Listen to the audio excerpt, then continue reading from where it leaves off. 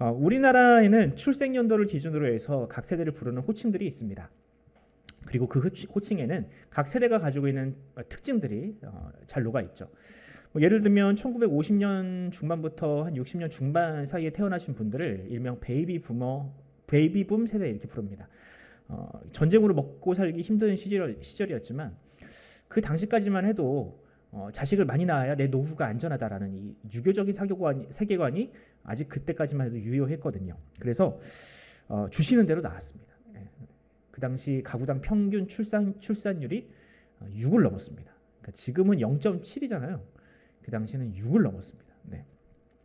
그러니까 가뜩이나 먹고 살기 힘든 시대에 형제들이 너무 많으니까 이 당시에 태어나신 분들은 희생, 섬김 이런 가치들을 굉장히 중요한 덕목으로 여기고 살았습니다. 1960년대 중반에서 70년대에 태어난 분들을 일명 X세대라고 불립니다. 왜 X냐 찾아보니까 이 세대는 너무 이전 세대와 너무 다른 거예요. 개성이 너무 충만한 거예요. 그래서 뭐라고 규정할 수가 없어서 이 미지수 X가 있지 않습니까? 그래서 X세대라고 붙였다고 합니다. 여기 계신 분들이 많은 분들이 X세대시군요. 네, 신세대라고도 불렸습니다. 신세대. 그리고 지금 우리 사회는 이전과는 또 다른 성향을 가진 신인류를 맞이하고 있으니 바로 2030 세대를 일컫는 MZ세대입니다. 근데 이 MZ를 나누는 기준이 너무 모호하긴 합니다. 어떤 자료를 보면 이 MZ세대의 시작을 1980년대부터 시작을 하거든요. 그렇게 따지면 저도 MZ입니다. 근데 제가 어딜 봐서 MZ입니까? 제 딸내미한테 제가 나도 MZ래 했더니 막 묻더라고요. 말도 안 되는 소리 하지 말라고. 이 MZ세대는요. 어린 시절부터 IT 기기 그리고 또 스마트폰을 굉장히 잘 다루는 세대입니다. 어렸을 때부터 거기에 익숙하니까요. 그리고 이것을 통해서 지식과 정보를 얻는데 굉장히 능숙한 세대입니다. 기성세대가 책을 보고 신문을 통해서 정보를 얻을 때 이 세대는 인터넷과 스마트폰을 통해서 정보를 단시간에 얻고 그것을 습득합니다. 그런 능력이 있습니다. 그런데 때로는 이것이 단점이 되기도 합니다. 지나치게 이 스마트폰에 의존하다 보니까 이 오프라인에서 사람을 만나서 해결해야 되는 어떤 그런 문제 해결 능력에는 굉장히 미숙할 때가 많습니다. 그래서 사회학자들은 대체적으로 이 세대를 평가할 때 지식적으로는 탁월하지만 사람과의 관계, 공동체 의식, 특히 사회적 정의감을 느끼는 부분에 있어서는 다른 세대에 비해서 굉장히 미숙하다, 부족하다라고 평가를 합니다. 그런데 제가 앞서 말씀드린 이 개성이 강한 세 세대, 베이비 부머 세대라든지 X세대라든지 또 이 MZ세대가 지금 대한민국에는 공존을 하고 있습니다. 단기간에 경제가 성장한 만큼 각각의 세대가 세상을 바라보는 관점이 전혀 다릅니다. 우리나라는 그래서 이 단기간에 무언가가 많이 급변한 세대이기 때문에 세대 간의 갈등이 굉장히 심한 편에 속해요. 기성세대는 그래서 이 젊은 세대들의 어떤 사고방식이라든지 삶의 방식을 이해하지 못하고 오해해서 버릇없다, 싸가지 없다라고 이렇게 이야기를 하고요. 젊은 세대는 기성세대들이 기득권이라 단정을 짓고 그들을 이제 혐오 내지 이제 불만을 표출하기 위해서 꼰대라든지 틀딱충이라든지 이런 단어들을 만들어내서 세대 간의 갈등을 부추기고 있습니다. 역사는 이렇게 갈등하는 사회가 결코 건강하게 발전할 수 없음을 우리에게 증명하고 있습니다. 과거 로마 시대도 그런 식으로 멸망을 했고요. 또 1960년대 중국에서도 이와 비슷한 일이 있었습니다. 당시 중국이라는 이 중국의 공산당이라는 정치 세력은 이 젊은 세대가 가지고 있었던 이 불만을 이용해서 소위 문화혁명이라는 것을 일으켰습니다. 당시 젊은 세대들을 일명 홍위병이라고 일컫고 이들을 통해서 전통과 권위를 상징하는 사찰, 서원, 교회들을 싸그리 파괴를 했습니다. 그리고 사회 지도층들이라고 불리는 사람들, 예를 들면 지식인들, 또 예술가들, 관료들을 일명 혁명이라는 이름으로 그들을 숙청했습니다. 그 결과 이 중국의 찬란했던 문명과 지혜들, 지식들을 유산들은 다 사라져버렸고요. 지금은 그 지식들이 다 사라져버려서 지금은 다른 나라의 것을 모방하고 따라하기 급급한 삼류 국가로 전락해버리고 말았습니다. 그럼 우리는 어떤가? 지금 우리나라의 상황은 당시 중국과 굉장히 많이 흡사합니다. 젊은이들은 이 취업, 결혼 그 어느 것 하나도 쉽지 않은 이 시대를 비관하면서 자신들의 이런 불행은 결국 기성세대들 때문이다 라고 단정을 짓습니다. 일부 정치 세력은 이 분노를 이용해서 자신들의 어떤 정치적인 이득을 얻으려고 하고 있고요. 결국 이런 갈등으로 인해서 우리 사회를 지탱하는 이 사회적인 연대라든지 또 혹은 사회적인 책임이라든지 이런 가치들이 지금 흔들리기 시작했습니다. 이 충격은 고스란히 교회에도 영향을 주고 있습니다. 절대적인 진리를 중요시하는 이 교회, 공동체를 중요하시는 이 교회는 더 이상 젊은 세대들에게 그다지 매력을 느끼지 못하고 있습니다. 이로 인해서 과거에는 굉장히 중요한 그리고 또 어찌 보면 너무나도 당연했던 신앙의 세대 계승, 신앙이 계승되는 이런 일들이 지금은 전혀 일어나지 않고 있는 상황입니다. 이처럼 역사는 늘 이 신구 세력 간의 갈등의 연속이었습니다. 그리고 이런 시대에 과연 우리는 어떻게 살아남아야 할지를 우리는 고민하지 않을 수 없게 되었습니다. 권위가 공격을 받고 전통적인 가치가 휴지통에 처박히는 일들은 늘 있었던 일인데, 그렇다면 우리가 지금 묵상하고 있는 이 잠언이라는 이 본문이, 이 잠언을 쓴 이 지혜자는 과연 이 시대 앞에서 우리에게 어떤 가르침을 남겼는지 한번 살펴보는 시간을 가져보도록 하겠습니다. 잠언은 역사상 가장 지혜로운 왕이라고 평가를 받는 솔로몬이 쓴 자신의 지혜를 집대성한 책입니다. 솔로몬처럼 지혜롭고 싶은 사람들이 이 잠언을 통해서 그 지혜를 얻어보려고 했죠. 한때 우리나라 부모들 중에서도 이 잠언을 가지고 일종의 캠페인이 일어난 적이 있습니다. 제가 그때 수험생이어서 너무 잘 아는데, 그때 어떤 캠페인이 있었느냐면 하루에 잠언을 한 장씩 읽자. 기억나시죠? 자녀들한테 꼭 한 장씩 읽어라. 읽기도 좋잖아요. 30장까지 있어가지고 한 달에 딱 읽기가 다 좋습니다. 그러면 너도 솔로몬처럼 지혜로워져서 결국 뭘 원하는 거예요? 결국 명문대에 갈 수 있다. 결론이 그렇게 갔어요. 그 당시에 그런 그 간증들도 굉장히 많이 유행을 했었거든요. 물론 뭐 성경을 뭐 아예 안 읽는 것보다 낫겠지만 잠언을 그런 사사로운 목적으로 읽는 것이 과연 옳은가? 이것은 잠언을 오해해도 한참이나 오해한 이야기입니다. 잠언은 어떤 목적으로 기록된 책일까요? 잠언은 솔로몬이 지은 책이지만 사실 이것은 솔로몬의 지혜가 아니라 다윗의 지혜가 담긴 책입니다.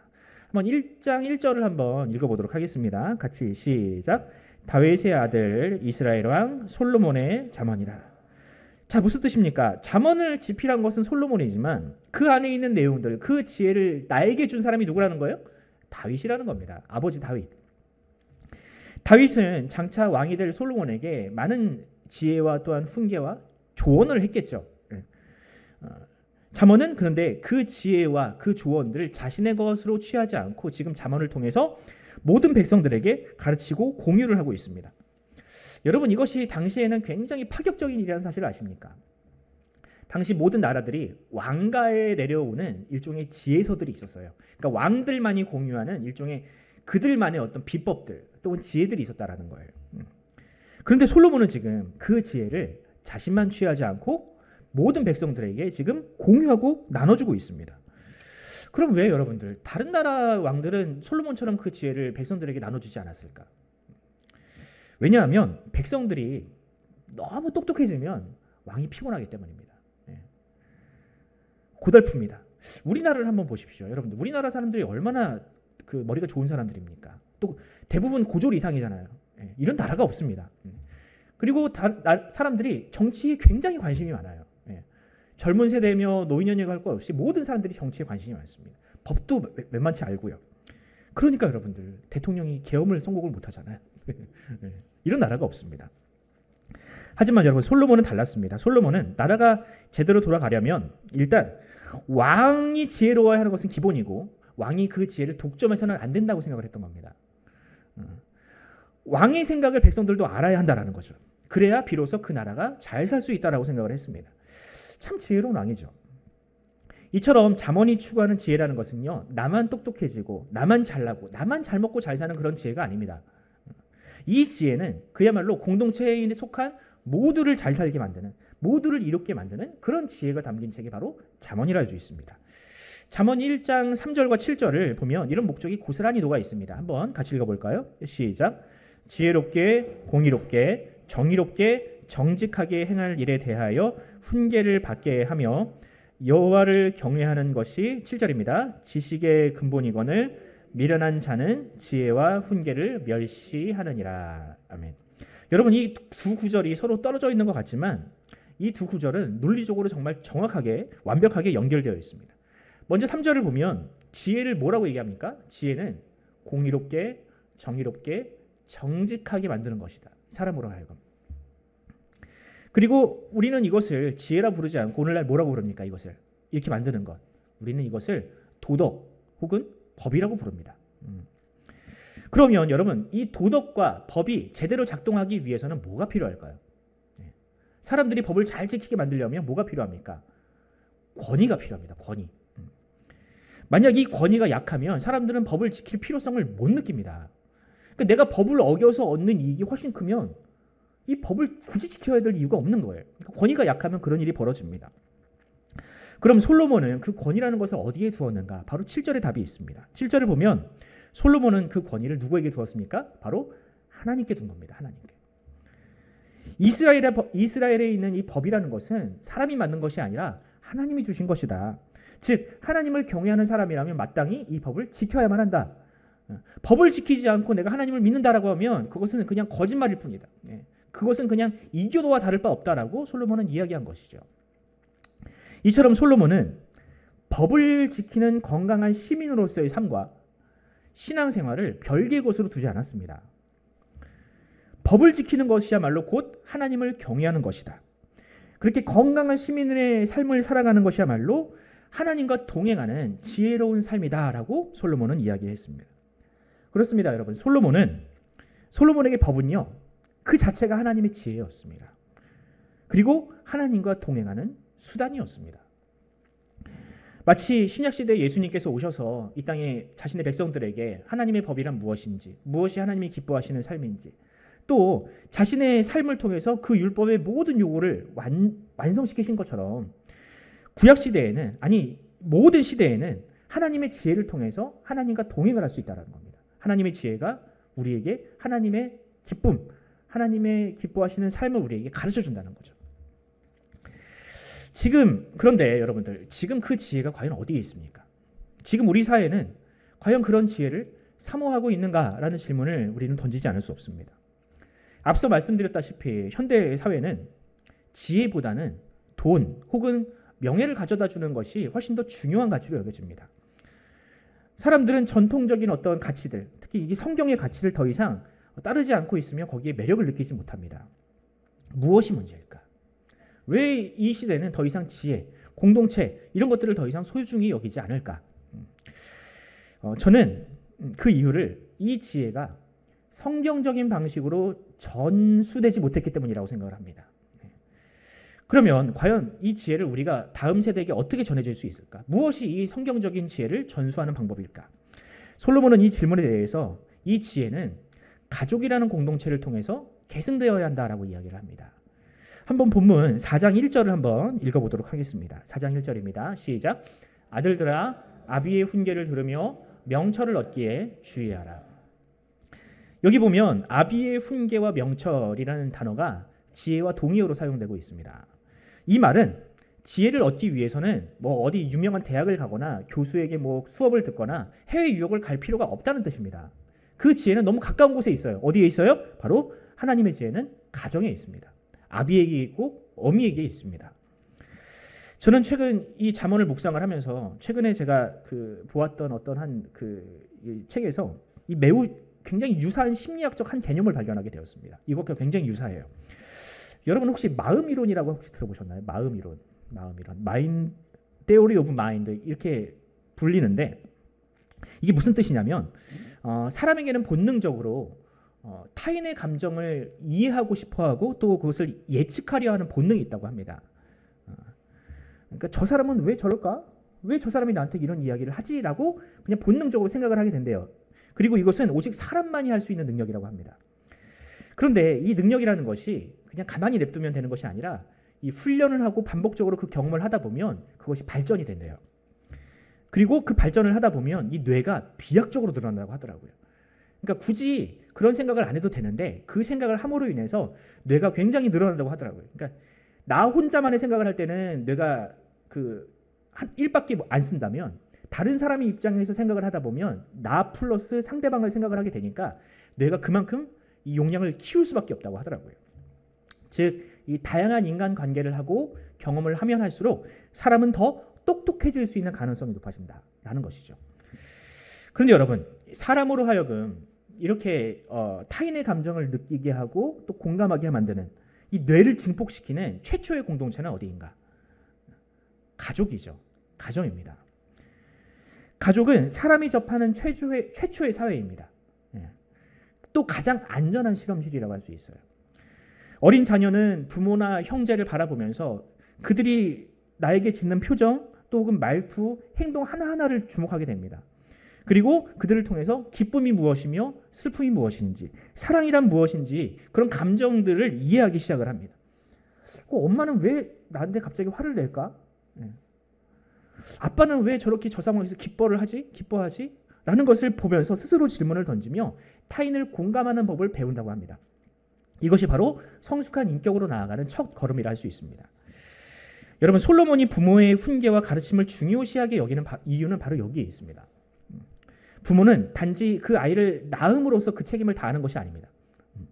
그 아이에게 사랑이란 무엇인지, 어떻게 하면 상대방을 용서할 수 있는지, 타인의 연약함을 감싸는 것이 왜 나에게 중요한 일인지를 가르쳐야 하는 것, 바로 그것이 가정과 부모의 역할인 것입니다.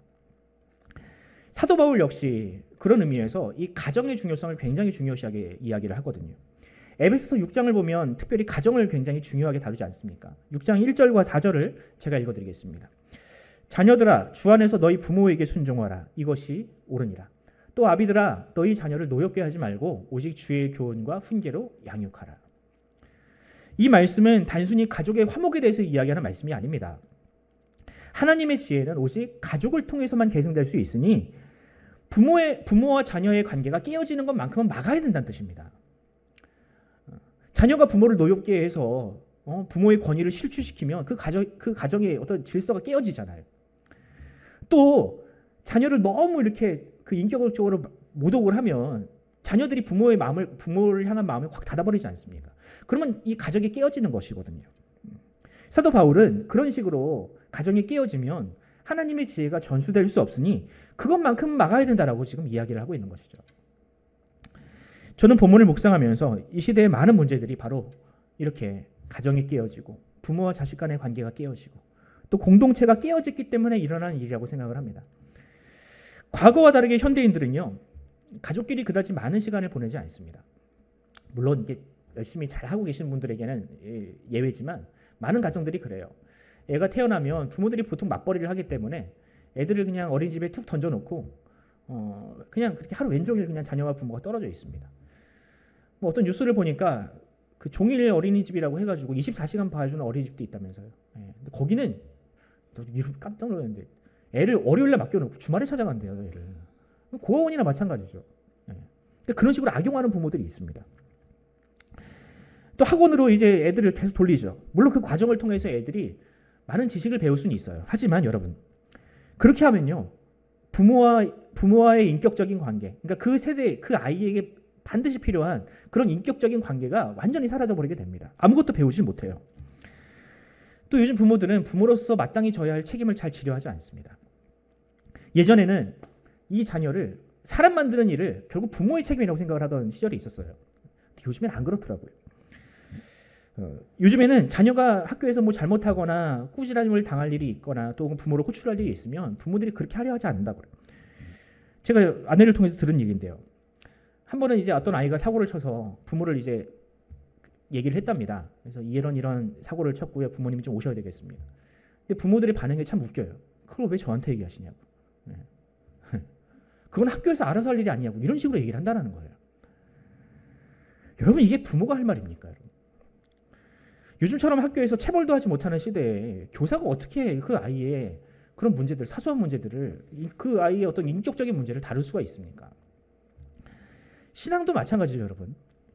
요즘 자녀의 신앙도 교회에 많이 의지를 하는데 물론 그것이 가능했던 시절이 있었습니다. 여러분들 다 기억하실 거예요. 옛날에는요, 학생들이 학교 끝나면 교회에서 살았습니다. 학원을 안 갔어요. 뭐 보내줄 능력도 없었고 돈도 없었고 학원도 많지 않았고요. 그래서 애들이 학교 끝나면 교회 그냥 당연히 와가지고 그 또래끼리 모여가지고 놀기도 하고 운동도 하고 뭐 농구도 하고 했어요. 거기서 공부도 했고요. 그러니까 그 아이들이 교회에 있는 시간만큼 목회자가 그 아이에게 줄 수 있는 영향력들이 있었습니다. 그러니까 신앙의 멘토로서 해줄 말들이 많았어요. 근데 지금은 여러분들 어떻습니까? 지금은 애들 너무 바빠요. 학교도 갔다 와야 되고 학원도 가야 되고 할 일이 너무 많아요. 우리 부모님들도 아이들이 교회에서 주구장창 사는 거 별로 원치 않잖아요. 요즘 부모들이. 네. 여러분들 이런 상황에서 어떻게 부모가 아니면 우리 아이들에게 어떻게 신앙이라는 것을 물려줄 수 있습니까? 물론 여러분 저도 알고 있습니다. 이게 말처럼 쉽지 않다는 것을 너무나도 잘 알고 있어요. 요즘엔 뭐 개인의 선택이라든지 자기 주관을 굉장히 존중해 주잖아요. 그래서 쉽게 너 교회 가야 된다 이런 얘기도 못 하잖아요, 자녀들한테. 그리고 또 대화를 해보려고 그러면 얘네들이 대화가 안 됩니다. 네. 얘네들이요 스마트폰으로 너무 익숙해져 있어가지고 사람이랑 대화하는 법을 몰라요. 그래서 대화를 하다 보면 부모들이 막 속이 터져 미치려고 그러잖아요. 네. 그렇다고 여러분들 부모가 우리 자녀들을 그렇게 손을 놓아버리면 내 자식의 영혼과 그 아이의 인생은 어떻게 되겠습니까? 아무도 책임져 주지 않습니다. 그러므로 여러분들 바쁘고 고달픈 시대일수록 우리 부모들이 자녀의 영혼을 위해서 정말 뼈를 깎는 노력을 해야 됩니다. 오직 여러분들만이 여러분들의 자녀에게 하나님에 대해서, 신앙에 대해서, 인성에 대해서 이야기를 할 수 있는 유일한 분들입니다. 바라기는 오늘 말씀을 통해서 가족, 특히 우리 자녀와의 관계를 회복하기를 우리가 좀 기도했으면 좋겠습니다. 먼저 부름을 받은 우리가 서로를 존중하고 사랑하는 것이 무엇인지를 우리 자녀들에게 가르치지 않으면, 그 지혜를 전수하지 않으면 우리 자녀들은 그 지혜를 배울 수가 없습니다. 바라기는 그 지혜, 하나님께서 우리에게 주신 그 지혜를 우리 자녀들에게 흘려보내는 그런 가정, 그런 성도가 되기를 간절히 소원합니다. 두 번째로 오늘 본문 3절을 보면 그 지혜는 오직 자신의 연약함을 인정하는 사람을 통해서 계승된다는 사실을 발견하게 됩니다. 본문 3절을 한번 읽어보도록 하겠습니다. 같이 시작. 나도 내 아버지에게 아들이었으며 내 어머니 보기에 유약한 외아들이었노라. 아멘. 솔로몬은 잠언을 기록하면서 유독 자신의 부모님에 대해서 많은 이야기를 합니다. 그리고 자신은 어린아이다, 유약하다 이런 표현들을 굉장히 많이 써요. 그런데 여러분 좀 이상하지 않습니까? 한 나라의 왕으로서 백성들에게 그렇게 내가 연약하다, 유약하다 이런 표현을 쓰는 것이 쉬운 일일까요? 어떤 대통령은 사과를 한마디 하지 않지 않습니까? 내가 잘못했다 말하는 걸 굉장히 싫어하는 게 지도자거든요. 가뜩이나 이 솔로몬은 가정사로 인해서 콤플렉스가 많은 사람입니다. 그렇잖아요. 당시 이스라엘 백성들이 이 솔로몬이 가지고 있는 콤플렉스를 몰랐을까요? 그럼에도 불구하고 이런 연약함을 언급한다는 것 자체가 굉장히 큰 부담일 텐데 왜 이런 것을 자주 언급을 할까? 솔로몬이 자신의 연약함을 드러내는 이유는 바로 그것이야말로 지혜로운 사람이 갖추어야 할 가장 중요한 덕목이기 때문에 그렇습니다. 자신의 연약함과 무지를 인정하는 것, 자신은 완벽한 존재가 아닌 언제나 누구에게 의지해야 되는 그런 존재라는 사실을 알고 있다는 것, 이것이야말로 참 지혜에 이르는 가장 중요한 덕목입니다. 이런 지혜를 가장 잘 보여주는 문장이 하나 있는데요. 여러분들 소크라테스 하면은 딱 떠오르는 문장 하나가 있잖아요. 너 자신을 알라. 사실 이것은 소크라테스가 한 말이 아니라 당시 소크라테스가 살던 시대에 델포이 신전이라고 하는 신전에 이 기둥에 새겨져 있던 말이라고 합니다. 그러니까 당시 아테네에 살던 사람들은 다 이 말을 알고는 있었어요. 그런데 이 말의 참뜻을 이해한 사람은 오직 소크라테스 뿐이었다고 합니다. 그럼 소크라테스는 이 말을 어떤 의미로 깨달았을까? 하루는 이 어떤 사람이, 소크라테스가 아닌 다른 사람이 이 델포이 신전에 찾아가서 이런 질문을 했다고 합니다. 아테네에 사는 사람 중에서 가장 지혜로운 사람은 누구입니까? 라는 질문을 던졌대요. 그랬더니 이 신탁이 내려오기를 누구냐?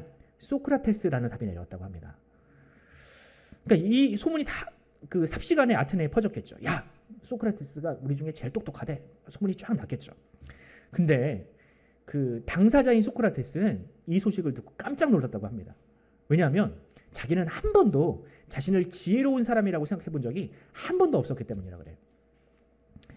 그래서 소크라테스는 당시 아테네에 있었던 수많은 지혜자들을 찾아가서 그 신전에서 신탁이 이렇게 내려왔는데 내가 왜 제일 지혜로운 사람인지 그 이유를 좀 알려달라고 지혜자들에게 질문을 했다고 합니다. 그랬더니 다들 어쩔 줄 몰라 하면서 그건요 막 이러쿵저러쿵 얘기를 하는데 다 말이 안 되는 얘기들. 다 궤변만 늘어놓더랍니다. 그래서 아테네에 있는 모든 지혜자들을 만난 다음에 소크라테스가 결론 내리기를 이렇게 결론 내렸다고 하더라고요. 아, 내가 스스로 무지하다고 느끼는 것이야말로 참 지혜구나 라고 결론 내렸다고 하더라고요. 여러분, 이것은, 이 이야기는 성경이 우리에게 이야기하는 인간의 본성과도 일맥상통합니다. 성경은 사람을 어떤 존재라고 규정합니까?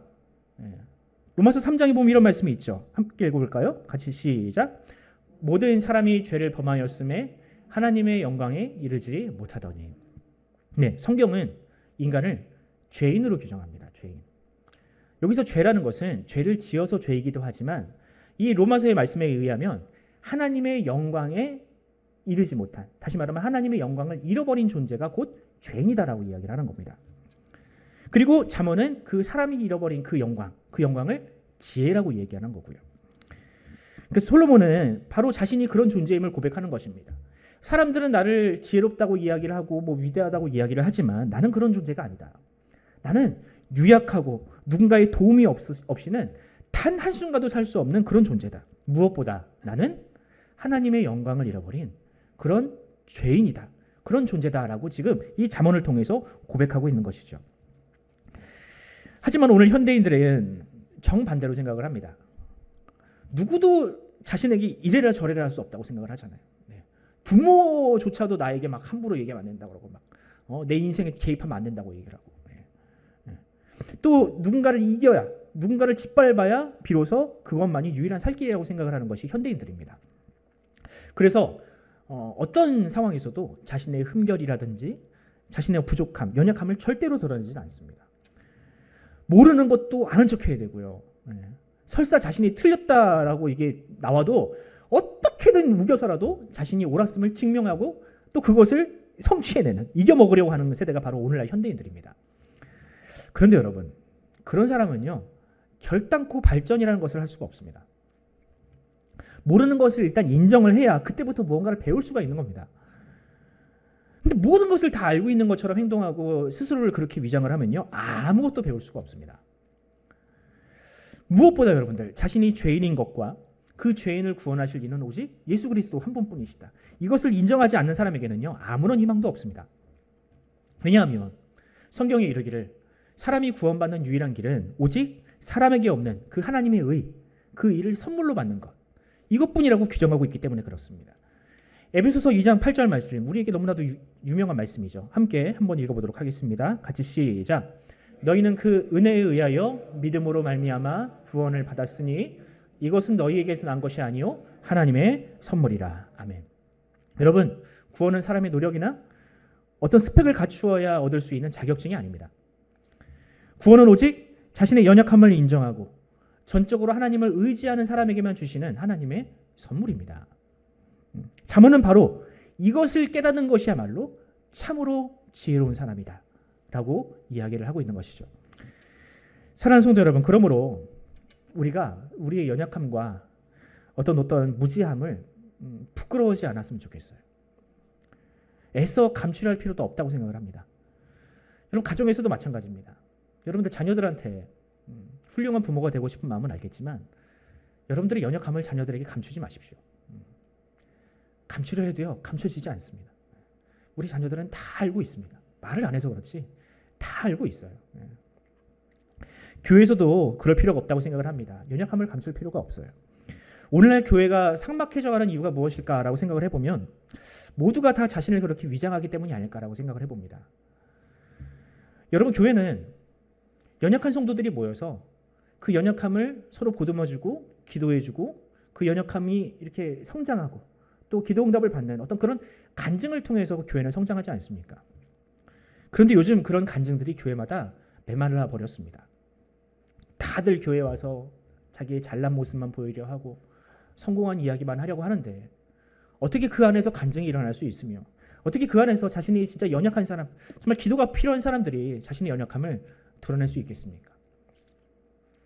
바라기는 이 자신의 연약함을 드러낼 수 있는, 용기 있게 고백할 수 있는 그런 하나님의 지혜가 우리 공동체 안에 풍성해졌으면 좋겠습니다. 그래서 우리를 바라보는 모든 이들이 그런 하나님의 도우심을 간구하고 싶어하는 사람들이 우리를 통해서 그 하나님을 발견을 하고 또한 그런 사람들이 회복되고 또한 성장하는 그 기쁨이 우리 푸른 사랑의 공동체 안에 풍성하기를 간절히 소원합니다. 마지막으로 본문 6절을 보면 지혜는 지혜를 보호하는 그런 사회를 통해서 지혜자가 배출되고 만들어진다라는 사실을 우리가 발견하게 됩니다. 6절 말씀을 한번 같이 읽어보도록 하겠습니다. 6절입니다. 같이 시작. 지혜를 버리지 말라. 그가 너를 보호하리라. 그를 사랑하라. 그가 너를 지키리라. 아멘. 여기 보면 지혜를 버리지 않는 사람, 또 지혜를 사랑하는 사람들이 얻는 복에 대해서 이야기를 하는데요. 그들은 어떤 복을 받는가 하면 그들은 지혜의 보호를 받는다라고 이야기를 합니다. 지혜의 보호를 받는다. 그럼 지혜는 어떻게 사람을 보호하는가? 뭐 눈에 보이지 않는 어떤 보호막 같은 것들이 막 펼쳐져 가지고 명적인 보호막이 펼쳐져서 그 사람을 보호하는가? 그게 아니고요. 저는 앞서 이 지혜라는 것이 그 사회를 지탱하는 힘, 뭐 공정, 정의, 법, 도덕이라고 말씀을 드렸죠. 그러니까 이 도덕과 법을 지키는 사회야말로 하나님께서 꿈꾸시는 하나님 나라, 그러니까 솔로몬이 지향하는 하나님 나라라는 겁니다. 그러니까 그 법을 지키고 도덕을 지키는 사회가 그 사람을 지켜낸다는 거죠. 그럼 그런 나라, 이 도덕과 법, 하나님의 지혜를 이 강물처럼 흘리는 그런 나라와 공동체는 어떤 복을 받는가? 일단은 여러분, 이 법을 지키면 그 사회에 신뢰가 생깁니다. 이 신뢰는 너무나도 당연하게 경제적인 발전으로 이어질 수 있고요. 예를 들면 이런 거죠. 여러분, 이 주가 조작이 늘 빈번하게 일어나는 나라가 그 나라가 과연 경제가 성장하는 것이 가능한 일입니까, 여러분? 주가 조작과 같은 어떤 지능형 범죄들이 막 일어나고 있는데 그걸 잡지를 않아. 그러면 여러분들 그 나라에 누가 투자를 하겠습니까? 말도 안 되는 얘기죠. 하지만 그런 범죄자들이 반드시 처벌을 받는 사회라면 그 시장은 자연스럽게 활성화될 수가 있습니다.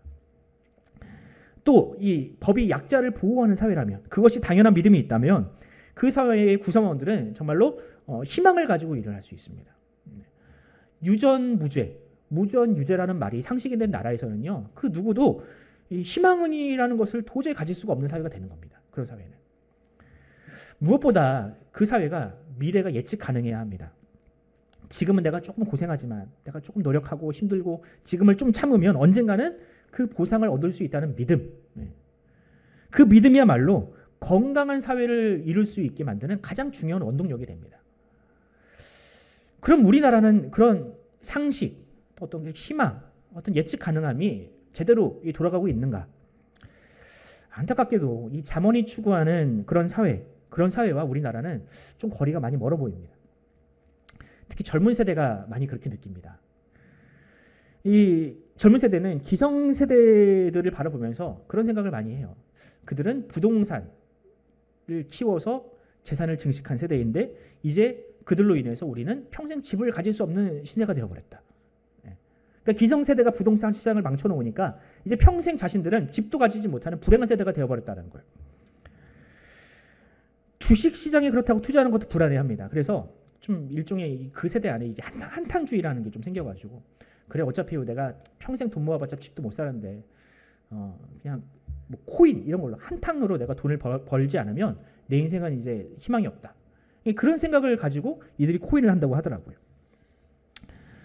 미래에 대한 불안감은 이루 말할 수 없습니다. 애초에 다음 세대, 우리 젊은 세대는 국민연금을 받을 수 있다는 기대를 전혀 하지 않습니다. 국가가 나의 노후를 보장할 수 있을 거라는 생각을 전혀 하지 않아요. 믿음이 없어요. 그들은 그냥 늙어 죽을 때까지 우리 부모의 세대를 봉양하다가 죽어야 하는 그런 불행한 세대라고 자신들을 생각을 합니다. 그러니까 오죽하면 이 국민연금을 분리해야 된다 이런 얘기까지 나오잖아요. 지금. 여러분, 이 모든 것들이요, 다 이 세대가 지혜를 잃어버렸기 때문에 그렇습니다. 자신의 이익을 위해서 불의한 자들과 손잡은 어른들로 인해서 그들을 지지한 결과로 지금 그 후폭풍을 고스란히 지금 우리 다음 세대가 맞게 생긴 겁니다. 그러므로 여러분, 이 나라가 하루라도 빨리 정상적인 나라가 되기 위해서는 회복해야 되냐면 법과 원칙, 특히 사회적인 신뢰라는 것을 빨리 회복을 해야 됩니다. 죄를 저지른 사람이 빨리 벌을 받아야 하고요. 법이 살아있음을 이 세상 앞에 보여주어 수 있어야 합니다. 특히 젊은 세대가 이 미래에 대한 확신이 없을 때 그들을 위한 정책들, 확신을 심어줄 수 있는 정책들을 펴서 더 이상 결혼이나 혹은 출산이라는 것이 인생의 무덤이 아님을 그들에게 알려줄 수 있어야 합니다.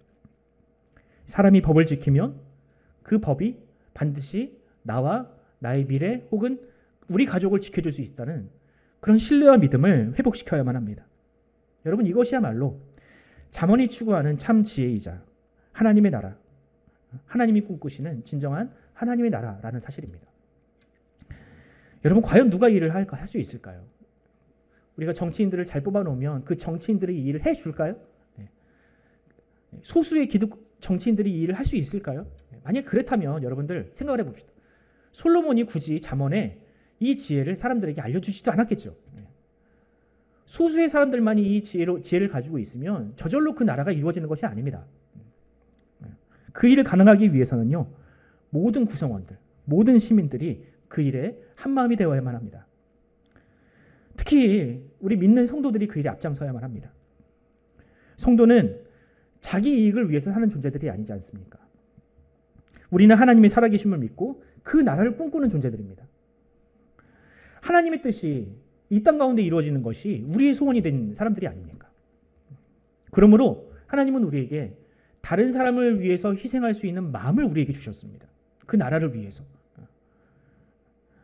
예수님께서 하나님의 나라를 이 땅 가운데 이루시기 위하여 자신을 희생하신 것처럼 하나님은 우리에게도 그런 희생 또한 섬김이라는 능력을 우리에게 주셨다라는 거예요.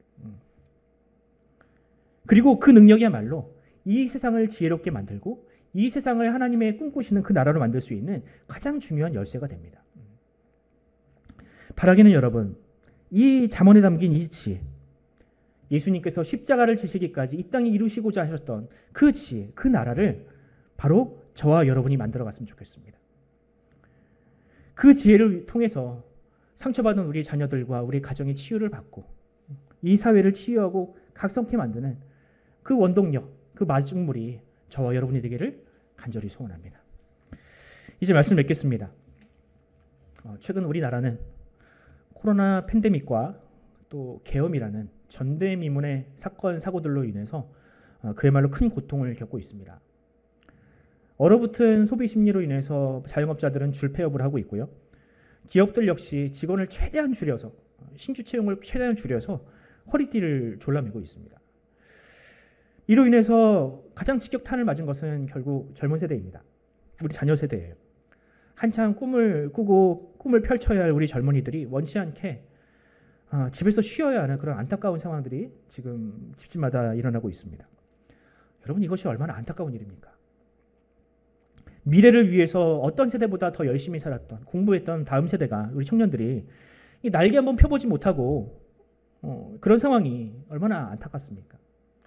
그러니까 그것을 바라보는 부모의 마음도 찢어지지만 결국 당사자들의 마음은 정말 마음이 아닐 겁니다. 저 역시 한때 그런 막막함을 가지고 잠 못 이루던 시절이 있었습니다. 얼마 전 지난 주일날 목사님이랑 같이 신방을 병원을 갔는데 그 병원에서 이런저런 얘기를 나누면서 그래, 나도 여기서 정말 앞이 캄해가지고 잠도 못 자고 그냥 기도만 했던 그 시절이 떠오르는 거예요. 당시 저는 지나치게 몸을 혹사해서 건강에 문제가 생겨가지고 어쩔 수 없이 사역을 쉬게 되지 않았습니까? 그때 정말 암담했습니다. 근데 암담한 걸 넘어서 힘들었던 게 뭐냐면 일단 내가 아무것도 안 하고 있다는 게 너무 괴로웠습니다. 예. 앞으로 계속 전진하고 달려갔던 인생이었는데 갑자기 그것이 탁 멈춰서 아무것도 할 수 없다는 사실에 그게 너무 괴로운 거예요. 이게 남자들이 집에서 쉬면 너무 괴로운 게 그거예요. 내가 평생 일만 했는데 이제 나는 이제 쓸모없는 존재인가? 그때 근데 이제 지금 돌이켜 생각해 보면 지금은 그런 생각을 해봅니다. 만약 내가 그때 멈추지 않았다면 과연 나는 어떤 목회자로 살고 있을까? 어쩌면 지금도 몸을 갈아 넣어가면서 자식들이 어떻게 크는지 집구석이 어떻게 돌아가는지 하나도 모르고 그렇게 일에만 매달리던 그런 사람이 되지 않았을까? 하루는 그 시절에 그랬거든요. 열심히 이제 사역을 하고 집에도 거의 못 돌아오고 그러고 있었는데 아내가 이제 동영상 하나를 보내줘요. 근데 이제 그 동영상을 보니까 이 소율이가 뒤집기를 하고 있는 영상이었던 거예요. 근데 아내가 이제 우리 남편은 그거 못 볼 것 같으니까 영상으로 보내준 겁니다. 그 보고 영상을 보고 남모르게 울었던 기억이 있습니다. 나는 정말 애가 이렇게 큰지도 모르고 그렇게 이렇게 내가 이렇게 목회자가 이게 되어서 못하나, 이런 아빠가 되면은 참 자식한테 참 미안한데 그런 생각을 했던 때가 있었습니다. 그런 의미에서 제가 최근 우연히 본 한 시가 있는데요. 그 시를 여러분들에게 소개해드리고 싶습니다. 과거에 저처럼 멈추는 것에 대한 두려움을 가진 혹시 청년들이 있거나 또 그런 부모들이 있다면 이 시가 좀 위로가 될 것 같습니다. 시의 이름은 정지의 힘입니다. 정지의 힘. 백무산 시인이 쓴 시인데요. 시의 내용은 이렇습니다. 기차를 세우는 힘, 그 힘으로 기차는 달린다. 시간을 멈추는 힘, 그 힘으로 우리는 미래로 간다. 무엇을 하지 않을 자유, 그로 인해 무엇을 해야 할 것인가를 안다. 무엇이 되지 않을 자유, 그 힘으로 나는 내가 된다. 세상을 멈추는 힘, 그 힘으로 우리는 달린다. 정지에 이르렀을 때 우리는 달리는 이유를 안다. 씨앗처럼 정지하라. 꽃은 멈춤의 힘으로 피어난다. 저는 이과생이 쓴 시 같더라고요. 네. 네. 저는 이 시를 보면서 그런 생각을 하게 됐습니다. 기차를 달려야 하는 힘으로 기차가 멈추는구나. 그렇다면 예수님께서 이 땅에 오신 것도 그와 같지 않을까? 사람들은 십자가에 달리셔서 그곳에서 죽음을 당하시고 무덤에 머무르시는 예수를 바라보며 예수는 실패한 인생이다. 예수가 저렇게 정지하는 것을 보니 예수는 실패한 것이 분명하다라고 생각을 했겠지만, 여러분, 창조주이시며 모든 에너지와 그 운동력의 근원이신 이 예수님께서 십자가에 머무시고 멈추는 것이 과연 쉬운 일이었을까요? 모든 것의 원천이시고 에너지이신 그분이 한 곳에 머무는 것이 과연 쉬운 일이었을까요? 이것조차도 여러분들 어마어마한 에너지가 필요한 일이었던 겁니다. 왜 예수님은 그렇게 멈추셔야 했을까? 오늘 시에서 얘기하는 것처럼 구원이라는 꽃을 피우기 위하여, 우리에게 생명을 주시기 위하여 예수님은 이 땅에서도 그렇게 전심전력하셨습니다. 남들이 보기에는 예수님이 멈춰 있는 것 같고 실패한 것 같지만 예수님은 그 순간에도 그 위대한 사역을 우리를 위해서 이루어 나가셨던 것입니다. 여러분, 과연 그렇게 해서 온 힘을 쏟아서 우리를 구원하셨던 그 예수님께서 그 구원한 자기 백성을 그 실패와 좌절 가운데 내버려 두시겠습니까? 사랑하는 성도 여러분, 하늘에 떠다니는 씨앗이 정지하는 이유가 있다면 그것은 바로 그 자리에 꽃을 피우기 위함입니다. 인생에 겪는 모든 실패와 좌절에는 다 이유가 있습니다. 그리고 우리 주님은 절대로 자신의 백성을 그 실패와 좌절이 아닌 화려하고 아름다운 꽃으로 피우실 능력이 있으신 분입니다. 바라기는 이 지혜가 우리를 통하여 우리 자녀들에게 흘러가길 바랍니다. 우리 자녀들도 솔로몬처럼 자신의 연약함을 고백했던 솔로몬처럼 그 연약함을 깨닫고 하나님께 메어 달리는 인생이 되길 바랍니다. 무엇보다 이 땅의 교회가 그렇게 실패하고 낙심한 인생들에게 하나님의 소망을, 하나님의 나라를 꿈꾸게 만드는 그런 빛과 소금의 공동체가 되기를 간절히 소원합니다.